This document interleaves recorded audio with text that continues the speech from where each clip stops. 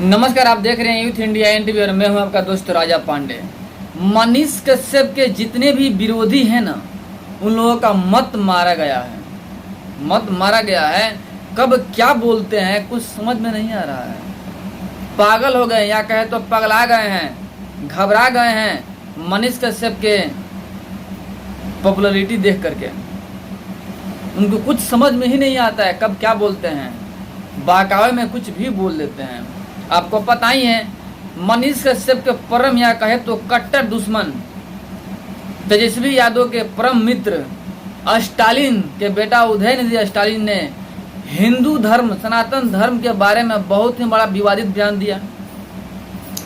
सनक गया है ना, पगला गया है, पागल होके कुछ भी बोलता है। कहते हैं ना, विपरीत काले विनाशत बुद्धि। जब बर्बादी लिखी होती है तो बुद्धि भ्रष्ट हो जाता है। वही हिसाब इन लोगों की है। आपसे बात करेंगे, हम इन सारी विषयों पर चर्चा करेंगे। वीडियो में अंत तक बने रहिएगा। और अभी तक आपने हमारे चैनल को सब्सक्राइब नहीं किया है तो प्लीज़ लाल बटन दबा के चैनल को सब्सक्राइब कर लीजिएगा, लाइक कर दीजिएगा और बेल के आइकन को प्रेस जरूर कर दीजिएगा, ताकि जो भी बड़ा अपडेट और न्यूज सीधा आप तक पहुँच सके। और जो पहले से ही हमारे चैनल को सब्सक्राइब कर रखे हैं उनको दिल से धन्यवाद। जैसे कि आप सभी को पता है, तेजस्वी यादव भी बड़े बोल के लिए जाने जाते हैं। कब क्या बोल देते हैं कुछ समझ में नहीं आता है। एक पप्पू यादव भी हैं, वो भी कुछ भी बोलते हैं, कुछ समझ में नहीं आता है। अपने पार्टी, अपने सत्ता, रुतबे और पैसे के लिए कुछ भी बोल सकते हैं, कुछ भी कर सकते हैं। इन लोग की मानसिकता है। तेजस्वी यादव ने भी अपनी बड़बोली के चक्कर में गुजराती ठग होते हैं, आज के दौर में गुजराती ही ठग हो सकते हैं, ऐसी भाषण दे दी, जिसका केस गुजरात में चल रहा है। आप सभी को पता है, आप बहुत जल्द तेजस्वी यादव को अंदर भी जाना पड़ेगा, ये भी पता होगा आप सभी को। इनका परम मित्र उदयनिधि स्टालिन ने कह दिया कि हिंदू सनातन धर्म डेंगू, मलेरिया और कोरोना से भी बढ़ के है, इसे दबाना नहीं, इसे जड़ से खत्म कर देना चाहिए। और भी जान लीजिए कब कहा उसने। 2 दिन पहले मुंबई में महागठबंधन का मीटिंग हुआ था, जिसमें 26 पार्टियां शामिल हुई। उधर से आने के बाद से तमिलनाडु में सनातन उन्मूलन कार्यक्रम रखा गया। सनातन उन्मूलन कार्यक्रम का मतलब हुआ कि सनातन को खत्म करने की सभा। उसी सभा में उन्होंने कहा कि उदयनिधि स्टालिन ने कहा कि हिंदू डेंगू, मलेरिया और कोरोना से भी बढ़ के, इसे दबाना नहीं, इसे जड़ से खत्म कर देना चाहिए, खत्म कर देना चाहिए। अब बहुत सारे नेता लोग सपोर्ट भी किए, कांग्रेसी नेता लोग। यानी स्पष्ट तौर पे तय हो चुका है कि जितने भी महागठबंधन में लोग शामिल हैं, वो 24 के चुनाव में जीतने के बाद से अगर जीत जाए तो सनातन को खत्म कर देंगे। तय हो गया, ना तो ये कभी जीतेंगे और ना कभी सनातन को खत्म कर पाएंगे। जब रावण खत्म नहीं कर पाया, कंस खत्म नहीं कर पाया, कांग्रेस के बड़े बड़े नेता लोग खत्म नहीं कर पाए, तो ये लोग फिद्दी लोग क्या खत्म कर पाएंगे सनातन को। मिट गए सनातन को मिटाने वाले, इतिहास गवाह है। मुगलों का वंशज आए यहाँ पे, फिर भी सनातन को खत्म नहीं कर पाए।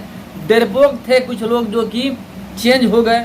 आपको पता है, इंडिया में बहुत सारे लोग हिंदू से मुसलमान, ईसाई बन गए हैं। आप सभी को पता है, डर करके, पैसे की चक्कर में।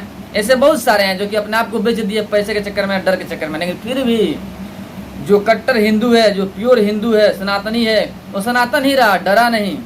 तो ये लोग क्या डरा पाएंगे, चंद फिद्दी लोग। 80% यहाँ पे सनातनी है और सनातन को नष्ट करने की बात की जा रही है। सरकार को चाहिए कि एक बड़ा ही अहम कदम उठाए इसके खिलाफ और एक्शन ले, सख्त से सख्त एक्शन ले कि दोबारा ऐसा कोई भाषण न दे। आप भाषणबाजी कीजिए, नेताई कीजिए। अरे भाई, बीजेपी के विरोध करते करते सनातन का ही विरोध करना शुरू कर दिया। आप देखिए, महागठबंधन वालों का मानसिकता देखिए। बीजेपी मोदी, बीजेपी मोदी, मोदी का विरोध करते करते सनातन का ही विरोध कर देते हैं, हिंदू धर्म का ही विरोध करना शुरू कर देते हैं। यानी स्पष्ट तय है कि महागठबंधन वाले सनातन विरोधी हैं, सनातन को जड़ से खत्म कर देना चाहते हैं। जो कि इनकी मानसिकता है वो कभी पूरा होने वाला नहीं है। अब फिलहाल तो इनकी सरकार सत्ता में आने ही वाला नहीं है, बीजेपी ही रहेगा, तय है। क्योंकि इन लोगों की मानसिकता खराब न है भाई।